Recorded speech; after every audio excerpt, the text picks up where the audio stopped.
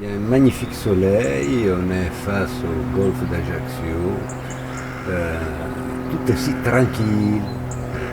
Par contre, il y a quand même des drames qui se passent en ce moment Oui, dans cette ville là derrière toi. oui, oui, on a sûrement, on est dans une des années où il y a un pic d'assassinats. C'est une ville qui donne une apparence comme ça à être endormie et où il y a beaucoup de tensions, de jalousie, de haine qui se traduisent malheureusement de plus en plus par des coups de feu et par des assassinats, avec tout récemment la tentative d'assassinat sur une famille entière, la famille Manunta, qui marque quand même un palier supplémentaire franchi dans la crapulerie. On peut penser que le niveau de haine entre les tueurs qui ont été envoyés ou qui ont décidé de faire ça et ceux qui avaient décidé de tuer est devenu à un point extrême. Et après la tentative d'assassinat sur la famille Manunta, tu as été rendre visite à Yves Manunta. Absolument.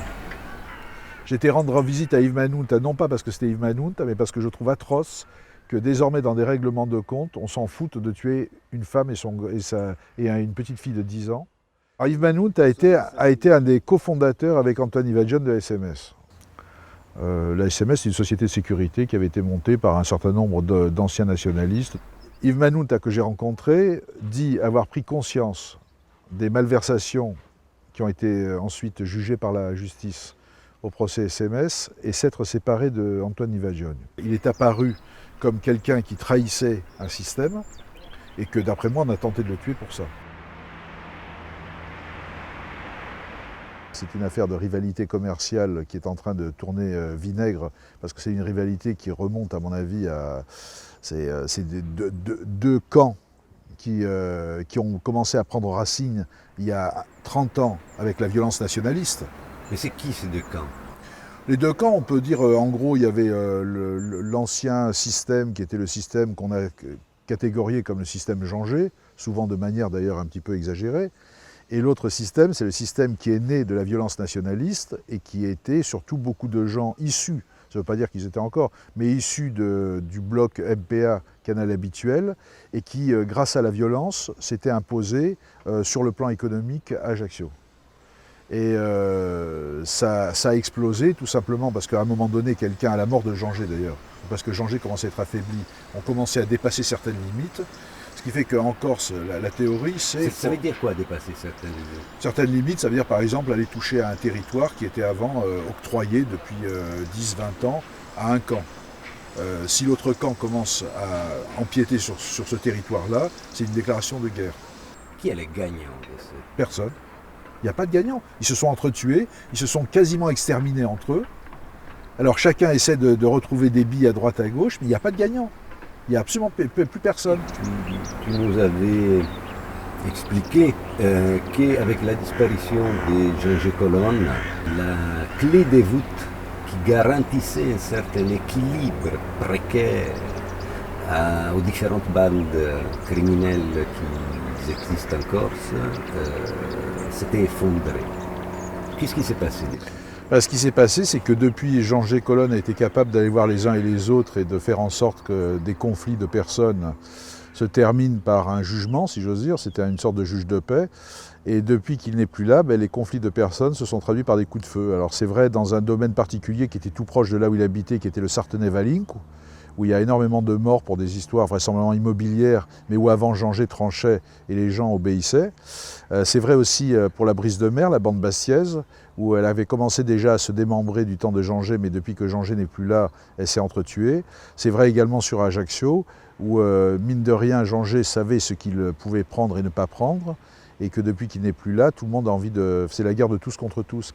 Et ce qui s'est passé, c'est que du nord au sud de l'île et de l'est à l'ouest, les différentes bandes qui parvenaient encore à s'ignorer, dans le meilleur des cas, ont commencé tout simplement à s'entre-déchirer. De toute façon, il faut se rendre compte d'une chose, c'est qu'en Corse, que ce soit sous la période gaulliste ou la période moderne, l'État est toujours intervenu sur la base des services secrets. Avant, quand il y avait l'ancienne vieille garde gaulliste, c'était les SAC, qui était une forme aussi de service secret. Après, ça a été les renseignements généraux, qui ont toujours fait un travail à la fois de sape et d'essayer de récupération d'une des parties, une des factions en guerre. Et ça a continué, puisque bon, le nom qui est prononcé ici en permanence est Bernard Squarcini, grand dirigeant de la DCRI, qui était déjà intervenu dans la guerre entre nationalistes, hein, puisque son adjoint François Casanova était un des officiers qui traitait un certain nombre de dirigeants nationalistes, dont François Santogne. Il intervient aujourd'hui parce que tout simplement la Corse a une place qui est très étrange au sein de l'ensemble français, qui est à la fois un ensemble centralisé qui donc devrait ignorer ce qui est à ses marges, comme la Corse, et pourtant les Corses et la Corse ont toujours occupé une place centrale et essentielle dans l'appareil d'État français. Et comment est-ce que Bernard Squarcini est intervenu? À mon avis, il est intervenu en favorisant un certain nombre de personnes en Corse pour l'attribution de marchés. Par exemple, Moi, je remarque que pour ouvrir une société de sécurité ou une société de transport de fonds, il faut avoir l'aval de la préfecture. Mais je me posais déjà la question au moment de Bastia Securita. Bastia Securita qui était l'association de transport de fonds qui avait réussi à s'imposer de manière à être quasi monopolistique en Corse et qui était dirigée par le FLNC. Bon. On peut se demander comment des gens qui étaient responsables du FLNC pouvaient avoir eu l'aval des autorités pour transporter des fonds. N'empêche que ça s'est passé comme ça. Et là, que ce soit la SMS ou d'autres sociétés de sécurité sur Bastia avaient besoin de l'aval de l'État. Donc quand vous demandez l'aval de l'État, c'est qu'il y a forcément donnant-donnant. Surtout quand vous intervenez dans des domaines aussi spécialisés que la sécurité. Et je m'aperçois que la SMS, qui avait sûrement des capacités, a obtenu donc d'abord le port d'Ajaccio. Bon, mais ça, à la limite, c'était localement. L'aéroport d'Ajaccio, c'est déjà plus sensible. Et ensuite, ils ont eu des marchés comme le port de Marseille, Toulon, le port de Toulon, etc., etc. C'est-à-dire que tout ça ne peut se faire qu'avec la complicité de l'État. En échange de quoi? Alors, en échange de quoi? C'est une très bonne question. C'est en échange que l'État, qui est un espèce de monstre froid, imaginez qu'en ayant des antennes bien placées et possédant une forme de pouvoir en Corse, il obtiendrait le fait qu'il n'y ait pas de désordre en Corse. Bon. Ce qui a été d'ailleurs ce qui ne s'est pas avéré juste du tout. Hein. Et pour faire ça, à ton avis, il a pris... Il a pris des intercesseurs qui étaient des anciens responsables nationalistes et en espérant, en pensant que ces gens-là pourraient garantir la paix sociale. Ce qui s'est passé, c'est que la Corse, après l'assassinat de Erignac et le retour de la droite au pouvoir, était un enjeu relativement pacifié, parce qu'il y avait eu quand même toute la répression, mais les nationalistes étaient forts.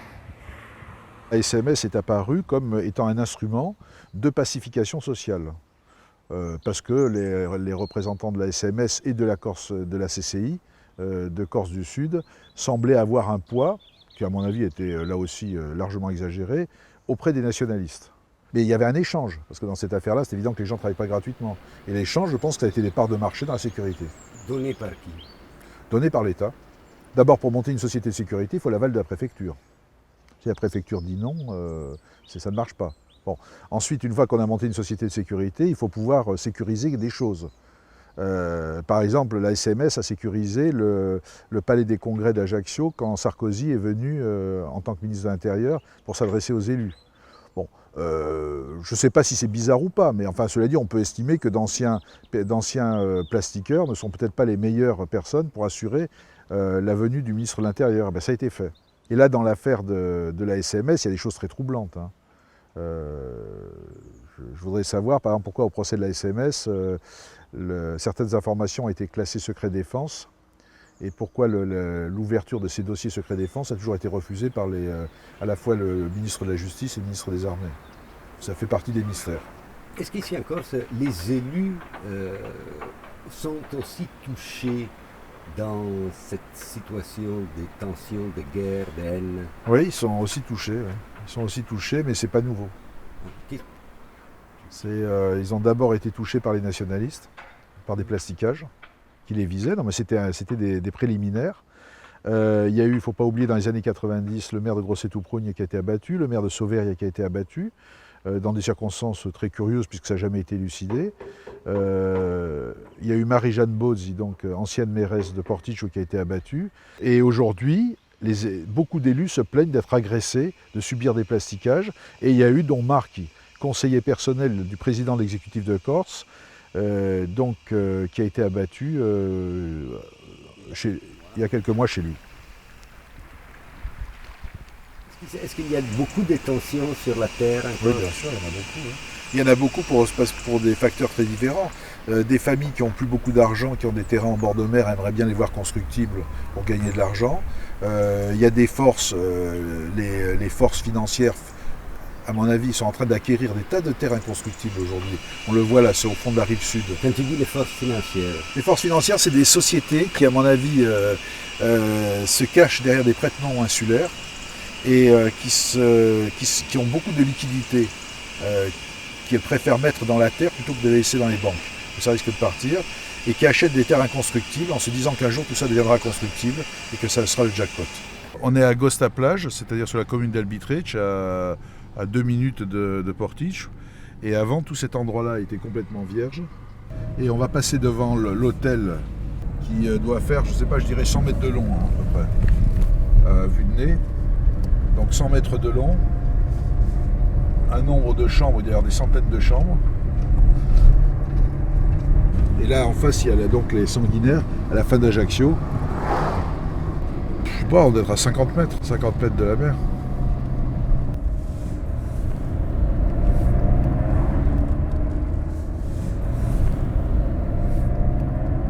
tu étais ami de Jean Colonne et aujourd'hui tu es un ami d'Alain Orson. Or, on voit que dans cette guerre, il y a des anciens proches de Jean Colonne qui sont morts et beaucoup de proches d'Alain Orson et de l'autre côté qui sont morts.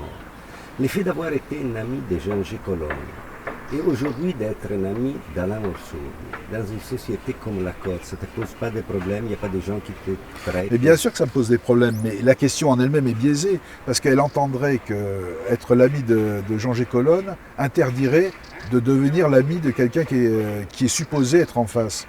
Or l'amitié, c'est par rapport à des individus. Et Alain Orson, d'abord, moi je pense que la rumeur lui donne un chapeau qui est beaucoup trop grand pour sa tête. Moi, sur bien des détails, je peux dire qu'il n'était strictement pour rien dans ce dont on l'a accusé. Et d'autre part, pour moi, la relation entre l'amitié que j'avais pour Jean Colonne et l'amitié pour Alain Orson, c'est moi. C'est mes sentiments à moi. Moi, je connais des individus, pas du tout de la façon dont on les décrit dans la rumeur. Bon, oui, mais en ce moment, il y a beaucoup de deuil, il y a beaucoup de douleur. Ah ben, en ce moment, en ce moment, c'est pas facile d'être l'ami d'Alain Orson, mais voilà, c'est une réalité. Et quand tu étais ami de Jean Colonne, c'était facile d'être son ami à ce moment-là? Non plus. Donc on va en tirer la conclusion que c'est pas facile d'être Gabriel Couliol.